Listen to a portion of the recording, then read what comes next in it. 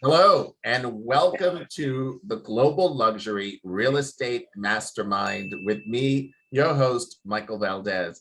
Today's guest, my God, are we lucky to have this guest here.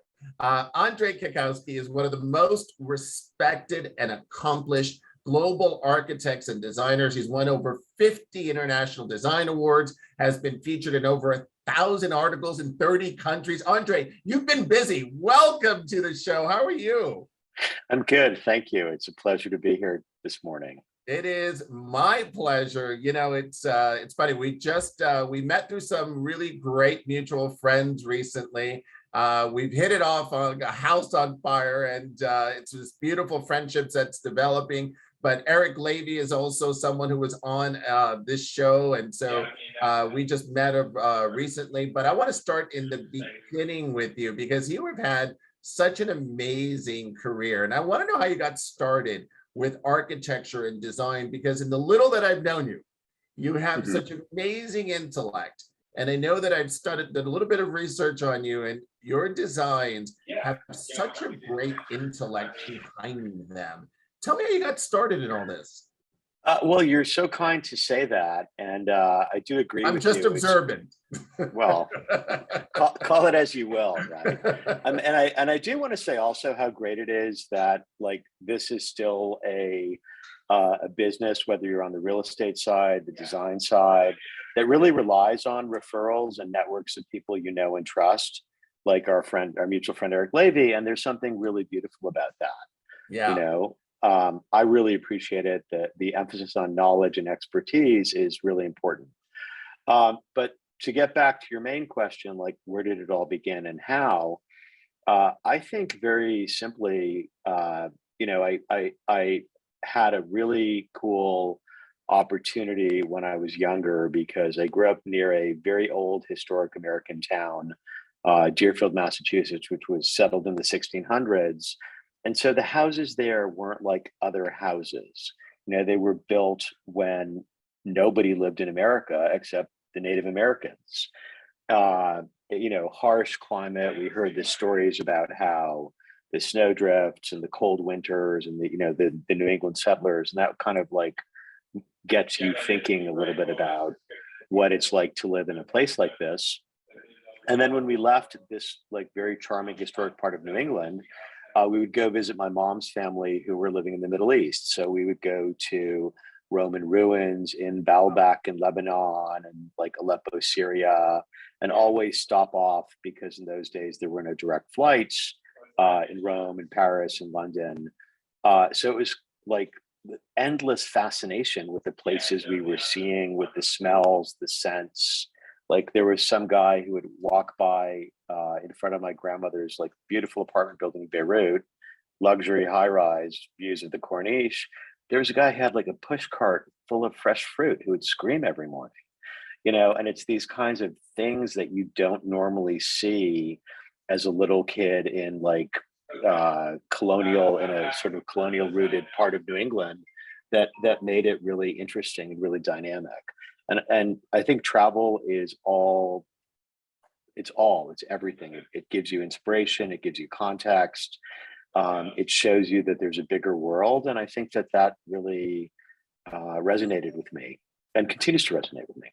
But what a beautiful juxtaposition, right? Where you have that America from the 1600s, that was where you were so fortunate to grow up in. And then you have your familial sort of background with Europe, and you mix the two and you start creating this mosaic of just your own vision of where design was. So tell me then how you started. So that was the basis. What was the first design job?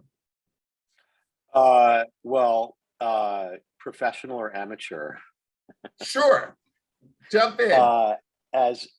I think I was maybe 10 or 11, and I became a little bit obsessed with like motorhomes, well ahead of the tiny house movement. And I convinced my parents that we should rent a motorhome and drive it somewhere. And then there was a magazine about motorhomes, and there was a motorhome design competition, which I entered and won.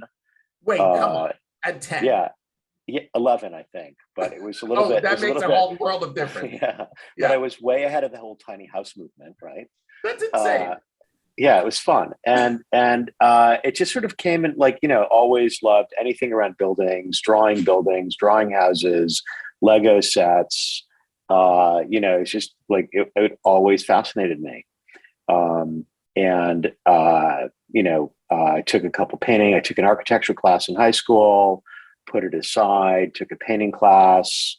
But it wasn't until I got to college that I realized that I was very interested in the built environment, that the quality of the built environment, when you're looking at a new building, it's a development or a private home, the choices, the finishes, there's so many like thoughtful opportunities to take advantage of.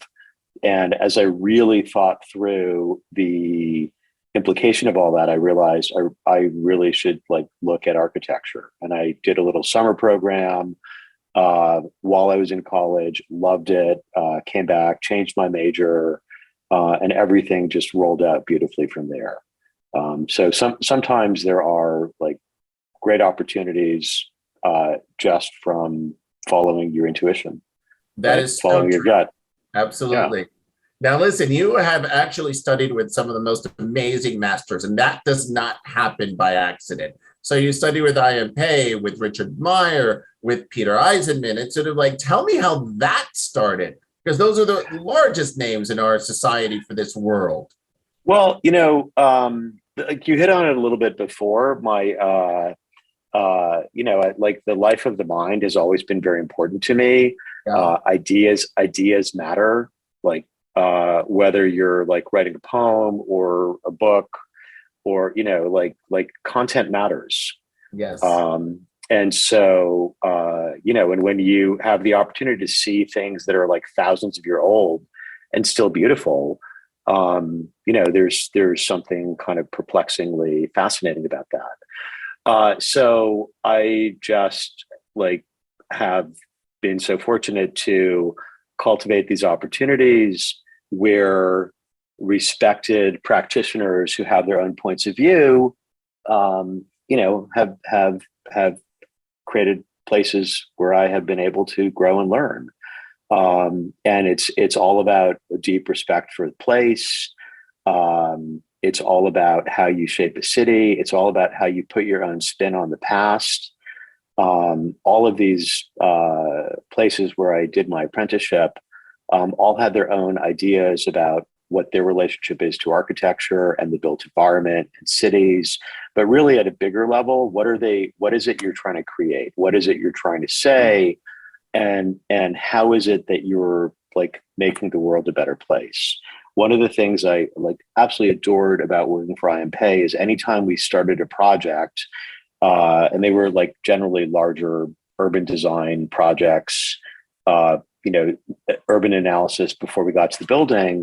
If there was a public space, we would always overlay for scalar reference, St. Mark's Square in Venice, the main walkway at Rock Center, Yeah. like all these like dimensional cultural references, so we could understand the scale and how it would feel. And because architecture is ultimately a discipline that's about emotion and about the experience of space, even if you don't know the theory behind the experience of the space. So these very palpable practitioners who really understood we are creating real spaces, we are creating real places for people to come together. And there's so many things we have to get right. And I think that's really been a huge part of how we think about design and how we think about creating community in our work.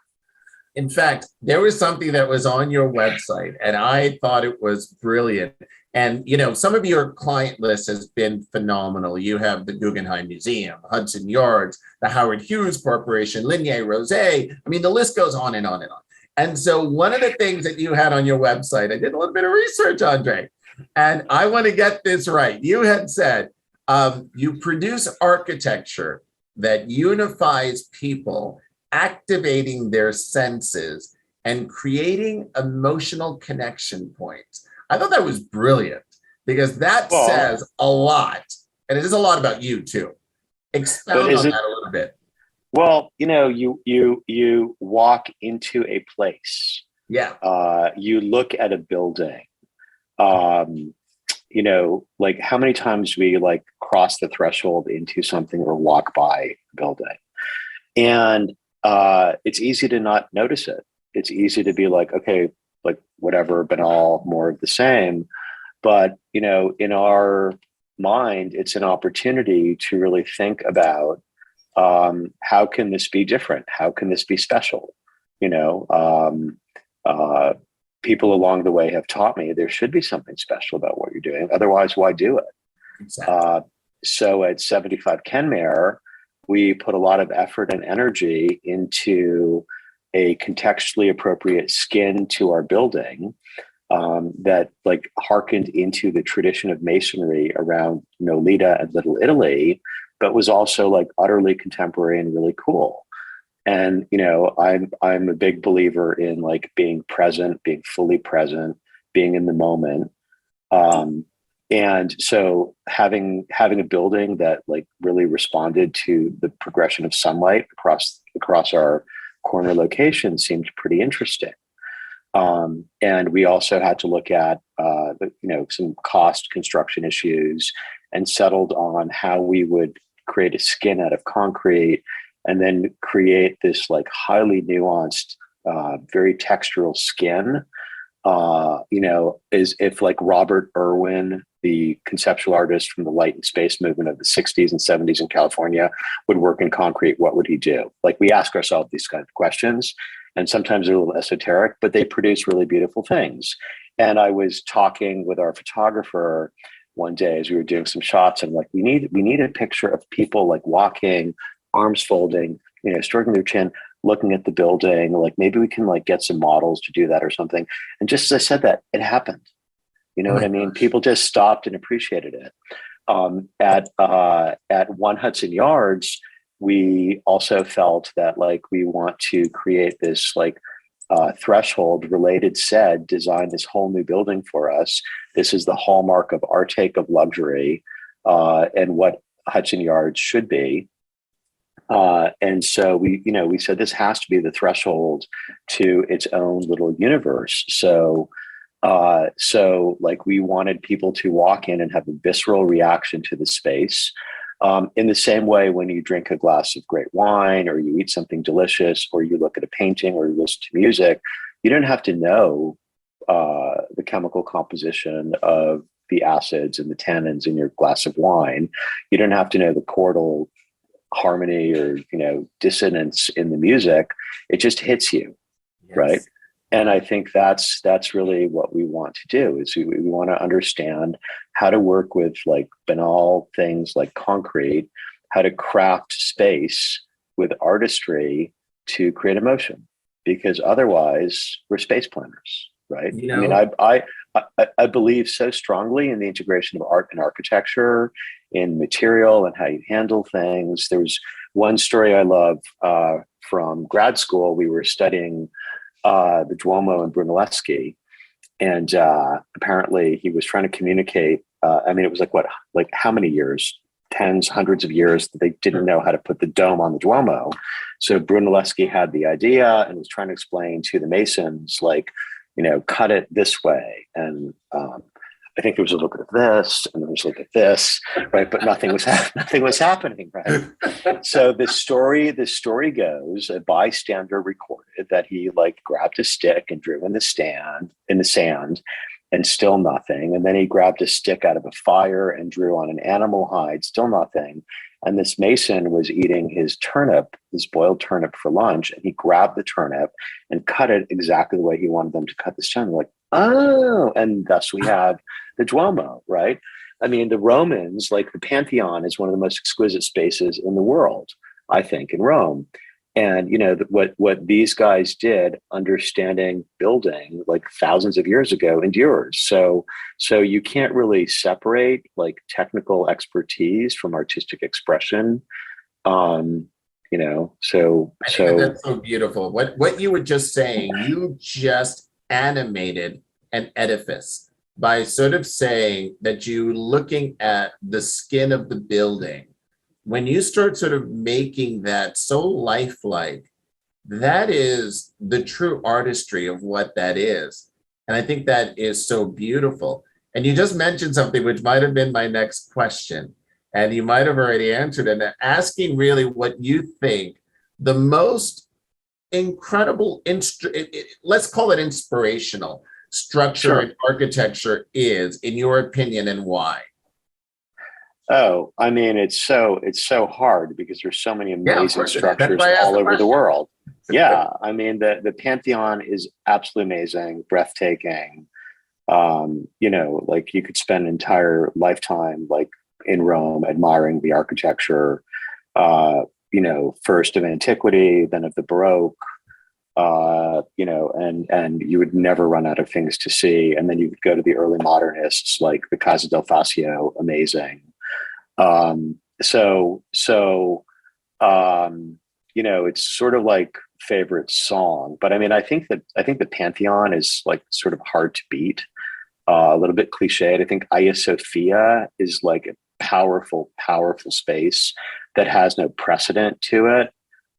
Like, you know, like the Pantheon. I mean, I think I Sure. was there like, I don't know, 20, 30 years ago. And the memory of the light pouring into the space, the pure innovation of it, it's not following any precedent. It's like adapted and reused from one religion to another. I mean, this I think that also hits on a lot of themes that are important to us in what we do. Inventiveness, originality, not necessarily following the precedent or following the terms, but you know, every time I think of the Pantheon, I think of there's a ceremony that they do. I think it's in March. I don't remember the date exactly, but they throw rose petals through the oculus, right? And so Really? I've been there. I've been there when it snows through there, which is sort of super cool. Can you imagine like rose petals like dropping through the middle Oh of the my God. oculus? Like, is that not like the most insane, beautiful thing you've ever heard of? That, Right. yes. Yeah. So that's, I mean, it's like when architecture like crosses the line, when it gets emotional. The Islamic architecture, you know, the Middle Ages, Sure. when we were burning women on stakes for being witches and men in medieval Europe and Western society, you know, Islamic architecture would have waterfalls falling in front of niches where they would put candles, and they would do the most incredible, sophisticated things with like water and candles. Right. And again, taking it to a place that's emotional, taking it to a place that's special.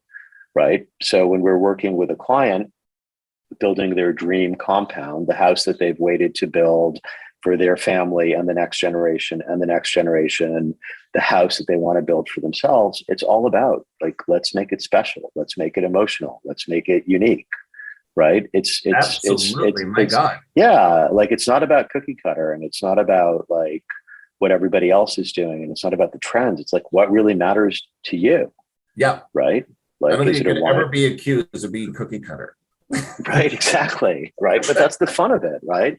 And, That's and right. it's, and it's, and it's fascinating because like concrete, so malleable, and nobody really explores it, you You know what know? I think is interesting. So tell me a little bit about this. You have designed all over the world, right? Hmm. And so Hmm. you have a certain aesthetic. You want people to feel something. You want it to have an emotion. You want whatever you're looking at designing as an architect or designing interior, whatever that might be, to have an effect. But now, because you're designing all over the world, you must have some sort of a cultural influence that happens from wherever you are geographically. Does that exist for you? And if so, in what capacity does it exist?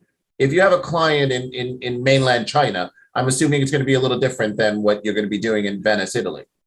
Well, it's actually kind of fascinating because like it's like, let's go with China.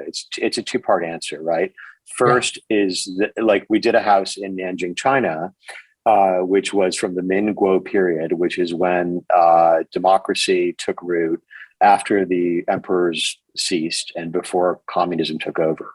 So the house was from this fascinating moment when everything was looking Western. So this was basically a brick Georgian house built in China with Chinese motifs, right? wow. Super interesting. So we wanted to respect the history of that. We did a lot of research. It's important to know like what is the history of a place architecturally, culturally, contextually, so that we can reference that in our work. But at the same time, we're designing for the clients. And the clients said, after we toured a bunch of villas all over Nanjing that were quite elaborate, like, silk curtains embroidered with peacocks, encrusted with crystals, fringed in gold, and that was just on the windows, right? These houses were like a celebration of their affluence. Sure. And the client said to me, like, look, we want to be part of a new generation of taste in China. We want to shape what a domestic home environment should be. They bought one of these 3 historic villas, of hundreds in a UNESCO World Heritage Site, only 3 held privately. They held one of it, and they said, meticulous restoration of the outside, please, but inside, like, state-of-the-art modern, right? Wow. And I said, what are your references? They said, well, we wear Prada and Loro Piana and Cucinelli. So we have a G-Wagon. And so through fashion, through consumer culture, which is a big deal in China, they had a sense of vision of what they wanted. So we had to marry, like, the historic shell of the house with 1920s Georgian, British / Chinese brick architecture with contemporary Italian fashion. It was kind of cool. That's actually, right? I love that. I love that juxtaposition. Yeah. And if you think about it, that's what all of Europe is. Yes. You live in a small flat in Paris, in London, in Rome, in a historic building that probably hasn't been renovated, won't ever be demolished. Right. But you have some cool, sleek pieces of design that make it contemporary. So I kind of like that. I like understanding, like, the best of the past and the best of the present, and we put it together in a way that's what you want. Right. I mean, that's our job. Yeah. It's my friend, Patricia, or Paola Navone, excuse me, who's like this fantastic Italian designer and a little bit kooky.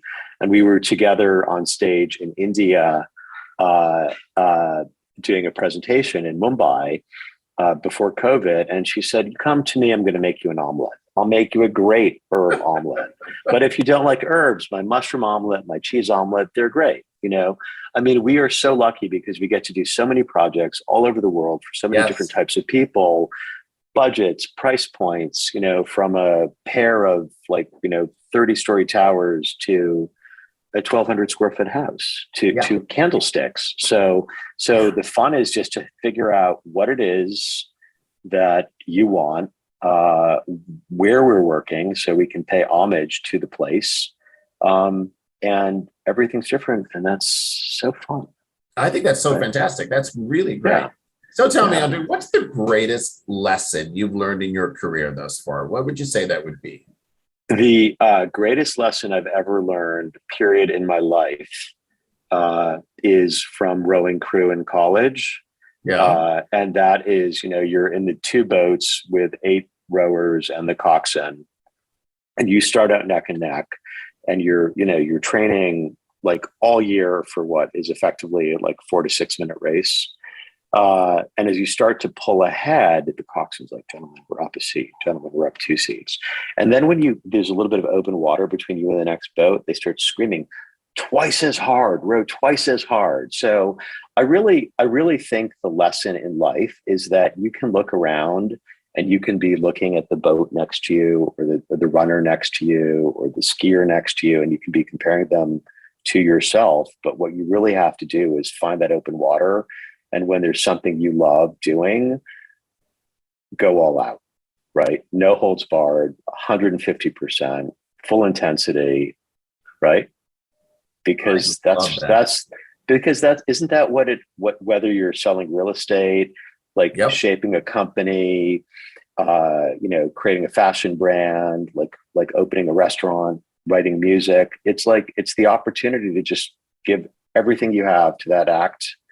So that no excuses, no apologies. And I think we just Right. got the title for this podcast, Row Twice as Hard. I love that. I think that's awesome. That's perfect. So It works for me. Right? it works for me too. It's good. Yeah. So I have another question. Now, you actually did mention that, right? So we're in the same industry in different capacities of it. When we start thinking about real estate, you obviously in architecture and design, more on the brokerage with my side. So for the people that are listening and following this podcast, tell me a little bit about the 3 things of advice you would give somebody entering the business today. And we'll just keep it very general as far as the real estate business. So you can do it from a design perspective. You can do it from a very, sort of general perspective, but 3 pieces of advice for coming into the real estate business today. Find the relationships that matter. Find the people who you trust and respect. One of my oldest clients and a mentor for many years said it's very, very simple. The secret to my success is I will not work with anyone on anything if I would not invite them to my house for dinner. And I said, is it really that simple? He's like, it really is. And I've applied that logic ever since I heard it. And it generally works. And once in a while, you're like, well, I wouldn't really want to have these people to my house, but there's something compelling about it. And it never follows through. So relationships, huge, always number one, huge. Advice. And that works in all sides of it. Works in life. Works in life, right? Yes. I mean, as we started the call, it's about the social network that brings you your clients, right? Point number 2 is I think like the passion of it all.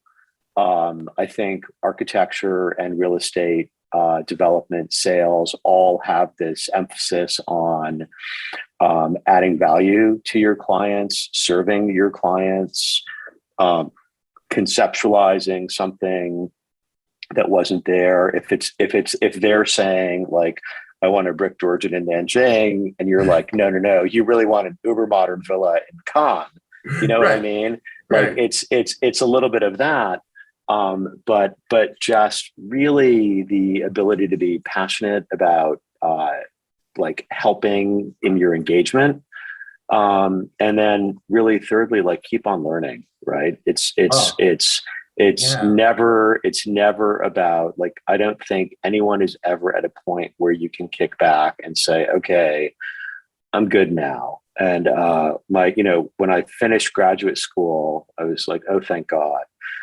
Because it was grueling, and I thought, oh, I'll never eat takeout food again with plastic utensils. Now I can eat real meals, right? And my father gave me a little plaque, which was what Michelangelo said on his 85th birthday, which was, "I'm still learning," right?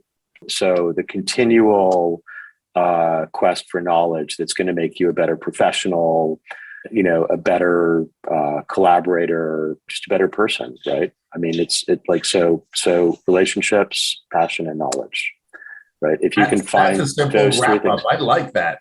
Yeah, right? Yeah, this is good. So I have one final question for you, Andre. Sure. Absolutely. What's that? Absolutely. Oh, okay. I thought you were ready. In your book of life, what is this chapter called? This chapter it's a good question, right? I mean, we've just come through a really strange time in history. Yeah. That I know we'll look back on that was difficult, complicated, isolationist, tense, really, really lonely, complicated time. With a lot of uncertainty, so it's hard not to think about that. But at the same time, for us, we sort of delved deep into our work, found it sort of a great time to be focusing on our creative projects because there really wasn't much else to do. Yep. But the construction meetings weren't really happening. So it was really a kind of fun time to go a little bit inward and think a little bit. And now the world is changing, it's opening, like it's so beautiful. So I don't know. I think this chapter, I don't know what the titling would be. I don't know what the editor would call it, but this chapter is about like waking up, coming back to life, finding that because we have the relationships, because we have the passion, and because we're like deeply committed to continue to learn, it's a new way to flourish, right? Like, how can we nourish ourselves? How can we thrive? How can we flourish in this like post-pandemic world where we've all learned a lot about ourselves, where we've learned a lot about the people we spend time with, where we've learned how important our domestic environments are to us, our offices, our museums, like our art, our furniture, our pets, right? So how do we learn from all this and just flourish, right? As it comes back to life, right? And the pure joy of just getting people together, right? I can't tell you how many people are like, oh my God, I don't know what to do this Thanksgiving. It's like, I want to see everybody. Yeah. Right. Yeah. So I think, I guess it's like maybe, something sort of cliched, like a time to flourish, or, time That's to thrive. not so cliche. This is good. Yeah. I mean, Yeah. I think it's what we all want to do. It's like, That's exactly right. let's travel, let's go out, let's go to concerts, let's see our friends, let's go back to the office sometimes. Yes, exactly. Well, I work virtually, so it doesn't matter. Well, there we go. There is that. Andre, you are such a fascinating man, and I'm so glad that we got to meet each other and are getting to know each other. And thank you for the time today for this conversation. It's been so enlightening for me. Well, it's such a pleasure to see what you're doing with your company and your platform, and like bringing a better solution to real estate globally. So it's equally a pleasure to have the chance to learn about what you're doing, and these thoughtful, insightful questions that you ask are really kind of interesting, because now I will be like, what is our chapter now, right? So that's exactly. The fun of it all, right? It is the fun of it. Absolutely. So thank you so much. We've really enjoyed it. Andre, thank you. And thank you all of you for listening. This has been the Global Luxury Real Estate Mastermind with me, your host, Michael Valdes.